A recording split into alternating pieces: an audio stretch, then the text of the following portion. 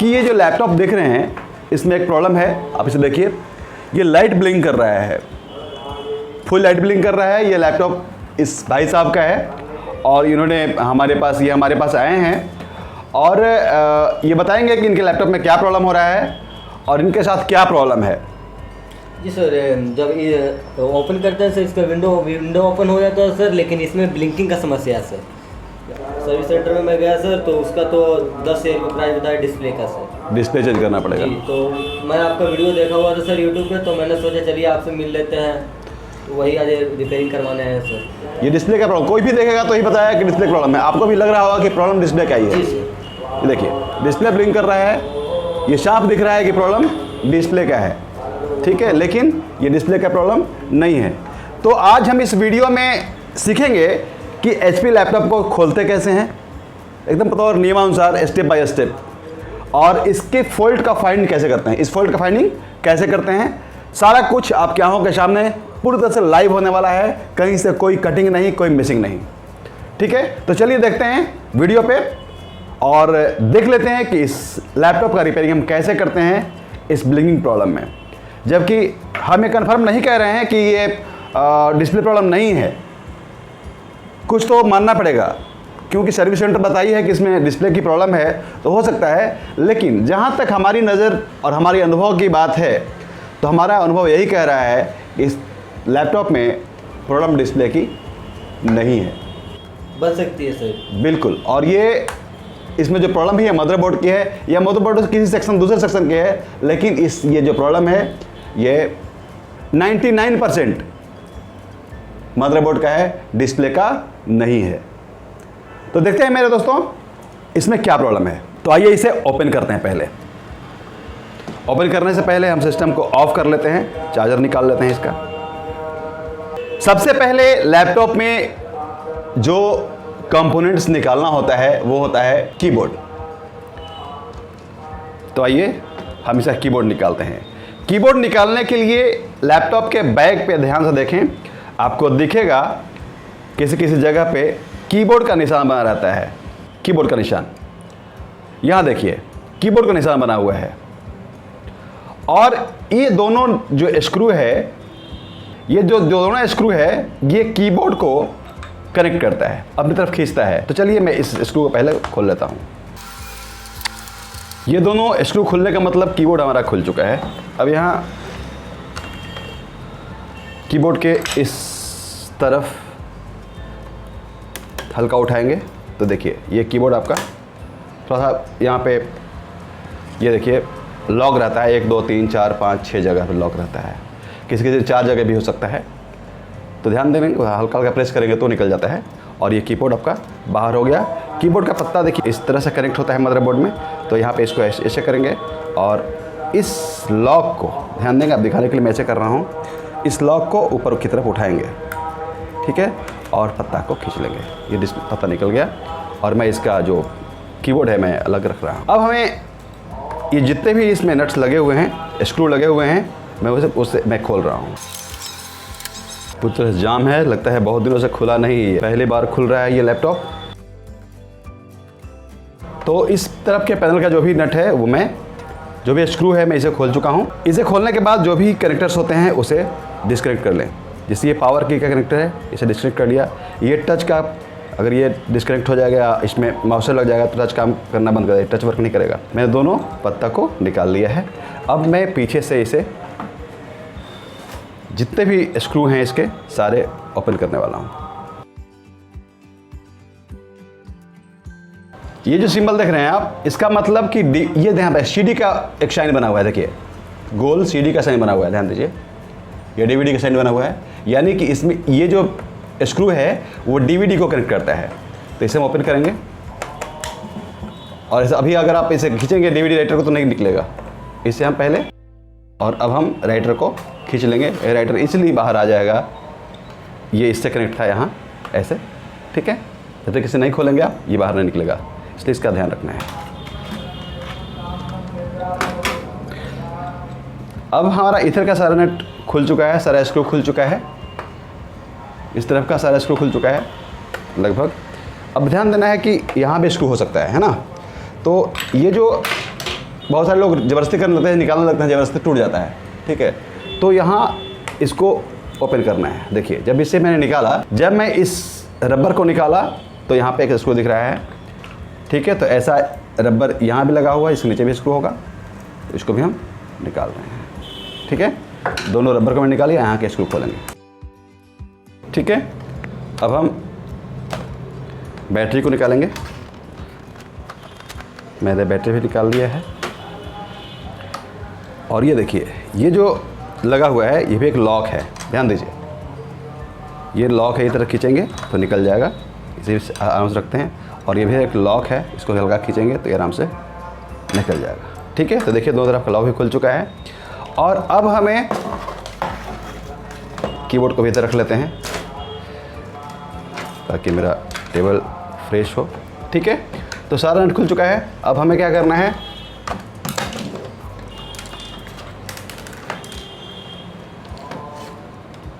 अपनी नेल से, या अगर आपके पास ओपनर है तो ओपनर डाल सकते हैं, लेकिन फ़िलहाल मैं ओपनर का यूज़ नहीं कर रहा हूँ ताकि आपको लगे कि भाई एक आम व्यक्ति इसे खोल सकता है। ठीक है, तो मैं इसमें नेल डाल रहा हूँ और हल्का उसको ऊपर उठा रहा हूँ और इसके आगे ये देखिए,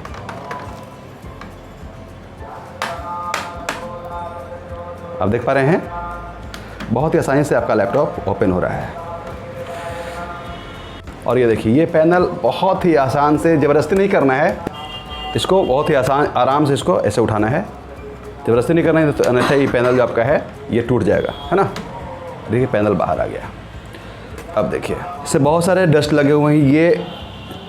ये जो आप देख रहे हैं, ये डिस्प्ले का केबल है, डिस्प्ले कनेक्टिंग केबल, जिससे ग्राफिक्स डिस्प्ले में जाता है। और ये कनेक्ट कहाँ है, यहाँ कनेक्ट है। ठीक है, तो प्रॉब्लम इस डिपार्टमेंट से हो सकता है। ठीक है, इसको हम साफ़ करेंगे।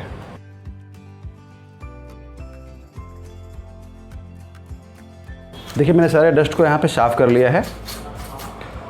आप पूरी मदरबोर्ड को ठीक से देख पा रहे होंगे। और अब हमें ध्यान देना है इस पॉइंट को, कहीं ये शॉर्ट तो नहीं है। ये जो पॉइंट देख रहे हैं आप, ये कहीं शॉर्ट तो नहीं है।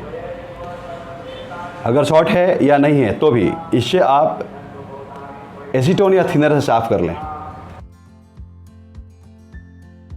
मैंने यहाँ साफ़ कर लिया है।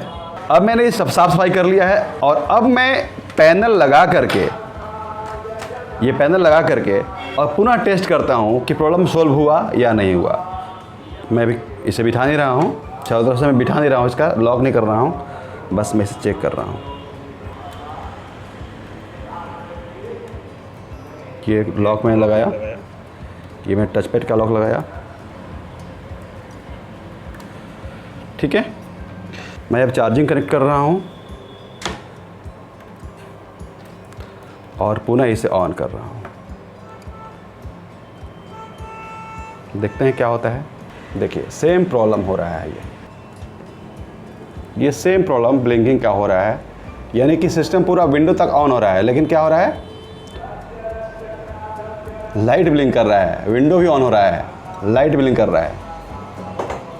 ध्यान दीजिए,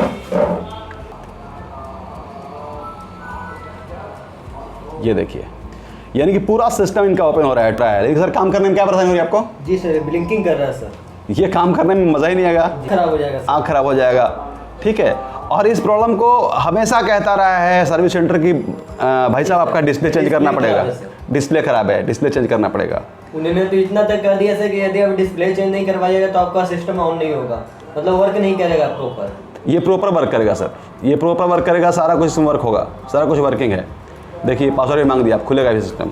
लेकिन ये प्रॉब्लम हो कहाँ से रहा है? ये या तो लाइट सेक्शन का प्रॉब्लम है या डिस्प्ले का प्रॉब्लम है। बाकी में डिस्प्ले का प्रॉब्लम लग सकता है, लेकिन ये डिस्प्ले का प्रॉब्लम हमें नहीं लग रहा है, पता नहीं क्यों हमें नहीं लग रहा है। तो सर इसे फाइंड करने के लिए मैं सबसे पहले ये जो कनेक्टर्स हैं मैं इसे निकालता हूँ। ठीक है, आप देख पा रहे हैं ये ब्लिंकिंग हो रहा है और अब मैं बारी बारी से सब कनेक्टर को निकाल रहा हूँ। ऑन मोड में ही मैं इसे डिस्कनेक्ट कर रहा हूँ। डिस्कनेक्ट किया और अब देखिए ये पावर का जो स्विच है, ये जो पावर कनेक्टर है इसका मैं स्विच यहाँ से डिस्कनेक्ट कर रहा हूँ। और ये देखिए इसे जैसे ही मैंने डिस्कनेक्ट किया ये प्रॉब्लम तो सॉल्व हो गया। ये देखिए मैंने जैसे ही यहाँ पे डिस्कनेक्ट किया प्रॉब्लम हो गया सोल्व। यानी कि ये जो प्रॉब्लम है ये हमें मिल गया कहाँ से, पावर केबल से। भाई साहब इसका प्रॉब्लम पावर केबल से आपका है। ये देखिए मैंने इसे डिस्कनेक्ट कर दिया और डिस्कनेक्ट करने से क्या हुआ कि आपका ये प्रॉब्लम था सोल्व हो गया, पूरी तरह चलेगा ये सिस्टम। आप सोच सकते हैं कि सर्विस सेंटर इतनी छोटी सी प्रॉब्लम को नहीं पकड़ सकी, इतनी छोटी सी प्रॉब्लम को सर्विस सेंटर नहीं पकड़ सकी। प्रॉब्लम था इसका केबल से, दिखाइए सर, ऑन ऑफ का जो सेक्शन है सर उससे प्रॉब्लम था, इसे मैंने डिस्कनेक्ट किया तो प्रॉब्लम सोल्व हो गया। अब मैं इसे कनेक्ट कर रहा हूं, आप देख सकते हैं पूरी तरह से विंडो ऑन है, पूरी तरह से विंडो ऑन है। अब मैं इसे कनेक्ट कर रहा हूं, देखते हैं कनेक्ट करने के बाद क्या होता है। और देखिए इसे जैसे मैंने लगा दिया, जैसे मैंने कनेक्ट किया पुनः सेम प्रॉब्लम हो गया, फिर मेरा डिस्प्ले आपका खराब हो गया।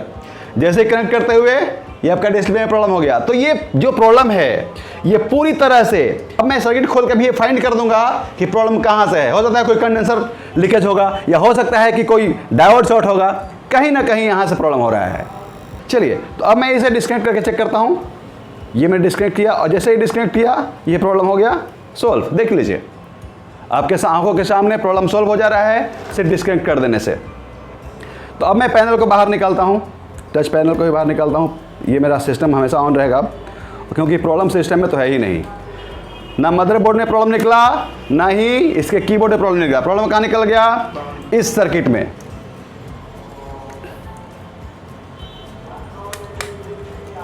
इधर से सर्विस सेंटर का पोल हम हमेशा खोलते रहते हैं, तो मैंने इसको सफाई किया है, बस कुछ किया नहीं है। हमें लग रहा था कि ये जो ट्रांजिस्टर है ये शॉर्ट था, यहाँ पे गंदगी थी, तो यहाँ पे जब बहुत ज़्यादा गंदगी पड़ने की वजह से क्या हो रहा होगा, रेजिस्टेंस बन रहा होगा, और रेजिस्टेंस बनेगा तो प्रॉब्लम होगी ना। तो यहाँ पे देखिए ये जो ट्रांजिस्टर है यहाँ पे गंदगी लगी हुई थी जो कि शॉर्ट था, अब देख रहे हैं, ठीक है। चलिए अब हम इसे देख लेते हैं, इसको लगा करके। यहाँ पे 2 ट्रांजिस्टर दिख रहा है। मीटर को हम डायोड मोड रखते हैं। आप देखिए मैं ऑटोमेटिक मीटर यूज़ कर रहा हूँ जिस पर डायोड का सिंबल बन गया। कोई शॉर्ट नहीं है लेकिन शॉर्ट है। बी प्रेशर चेक करते हैं, बी प्रेशर चेक कर लेते हैं। इसको पहले चेक करते हैं, बीप नहीं दे रहा है, इसको चेक करते हैं। तो पहले हम इस ट्रांजिस्टर को निकालेंगे, ठीक है। चलिए चलते हैं हॉटगन के पास और इस ट्रांजिस्टर को निकाल लेते हैं। आप देख पा रहे हैं हम आ गए हैं रिपेयरिंग टेबल पर। इस ट्रांजिस्टर के ऊपर मैं पेस्ट लगाता हूं और हॉटगन मेरा ऑन है। अब मैं इसे निकालता हूं।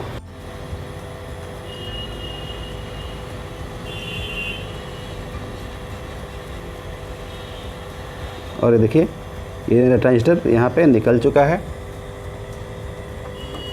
अब मैं पुनः इस सर्किट को सिस्टम में लगा चेक करता हूँ कि ये वर्क कर रहा है कि नहीं कर रहा है। ट्रांजिस्टर जो यहाँ से निकला हुआ है। चलिए चलते हैं लैपटॉप पास, ठीक है। और ये मैं ट्रांजिस्टर निकाल चुका हूँ, सिस्टम ऑन है पूरी तरह से, और अब मैं यहाँ कनेक्ट कर रहा हूँ। देखता हूँ क्या होता है। मैं सारा कुछ आपके सामने लाइव कर रहा हूँ। अब ये तो वर्क कर रहा है, लगाने के बाद अभी लाइट तो ब्लिंक करना बंद हो गया, लेकिन देखते हैं कि कहीं स्विच काम करना तो नहीं बंद कर दिया। सिस्टम कस्टमर ऑन कैसे करेगा भाई, ठीक है। देखिए इसको दबा कर देखते हैं, वाह ये वर्क भी कर रहा है। आप ध्यान दीजिए सिस्टम में मेरा स्विच भी ऑन काम कर रहा है, ब्लिंकिंग भी ठीक हो गया। यानी कि एक ट्रांजिस्टर निकाल करके इस प्रॉब्लम का हमने सोल्यूशन दे दिया है। इसमें 1 रुपया भी खर्च नहीं हुआ है, ठीक है। तो सर आप कैसा फील कर रहे हैं? आपका सिस्टम बिना 1 रुपया लगाए रिपेयर हो चुका है। आप बताइए मेरे व्यूअर्स को कि आप कैसा फील कर रहे हैं। जी सर बहुत अच्छा फील कर रहा हूँ सर, क्योंकि पहले तो मेरा 10,000 सर बच गया।